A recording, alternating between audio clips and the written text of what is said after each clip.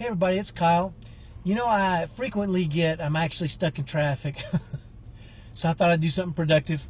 I frequently get asked, how can I be so optimistic and how can I be so happy all the time? And I want to share with you an experience that I created for myself accidentally that's really led me to a whole lot of happiness. And I'll start by telling you this, that I asked my wife recently, do you ever get kind of sick of my eternal optimism and happiness? And she said, yeah, sometimes I do. And it just cracked me up, right? Because you would think that having somebody like that around all the time would be kind of nice, I would think, but not so much, right? Somebody else is always happy, always optimistic. I guess it gets on your nerves a little bit. It did hers. But let me tell you what I did a few years ago that really changed me for the better. And it was this. I was going to church every week. And you know, sometimes you go to church and sometimes you really feel like you're uplifted and sometimes not so much. I'm just being honest here. Let's be honest with ourselves, right? It's more of an obligation sometimes to our kids than even to us. But I wanted to feel uplifted and I wanted to get as much as I could out of Sunday services every week, because I kind of like, if I'm going to be there, I might as well get everything I can, right? So I thought, well, you know what, I'll do this social experiment and I'll look for somebody in the congregation to write a letter to, and I'll write them a letter of appreciation about something I like about them. And so the first Sunday I was looking around and I spotted a guy who I had heard mention something at one point, and I really liked it. So I went home that Sunday and I typed up a letter and I signed it and I put it in an envelope. And the next Sunday when I went to church, I just walked by and handed it to him and walked away, and then started looking for somebody else in our congregation.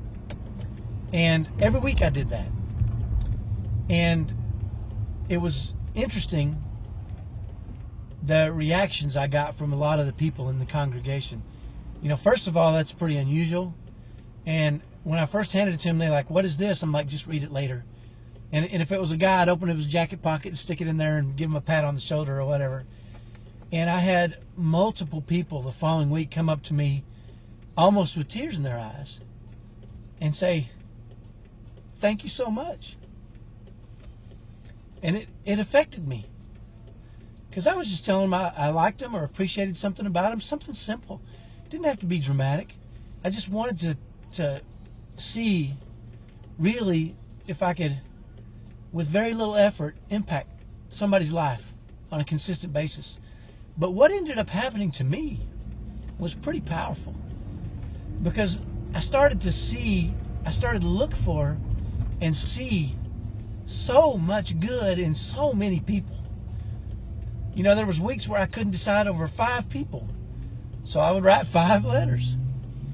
And the more I did it, the more good I started to catch in people, and it worked its way into my son's schools where they had teachers. It worked its way into my family. I started sending each of my siblings letters, and my dad and neighbors. It kind of became this little Sunday afternoon goofy thing I did to just kind of pass the time and see, you know, what I could do to impact people's lives. But I want you to know that the impact it had on me and the thing it left me with, and I don't do it as much now. I did it for almost a year. But what it left me with was this overwhelming vision of being able to see good all around me, everywhere I went. And I see it in your comments, and I see it in your reactions to the videos I do. And I want to tell you thanks, because you uplift me with your comments. And you know, I think it really plugs into what I've talked about before, which is cognitive confirmation bias, which is, if you don't know what that is, it means that if we have a belief, then we look for evidence to support that belief. and we kind of ignore other evidence that's contrary. And so what's happened to me is I seem to find so much good in so many people.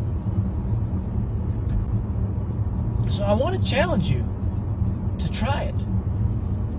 Once a week, find someone that you admire or that you care about and tell them something specific about them that you admire or care about. And watch what happens. Not just to them, but to you. You'll start to notice more good. You'll start to look for good. You'll start to see it everywhere. It's really kind of fun to be surrounded by so much good in this crazy mixed up world we're in. So do that. I challenge you. Take the challenge. And if you're going to take the challenge, write it down in the comments. Say, I'm going to take the challenge. And you can't do it for me. I'm not the guy. Find somebody else.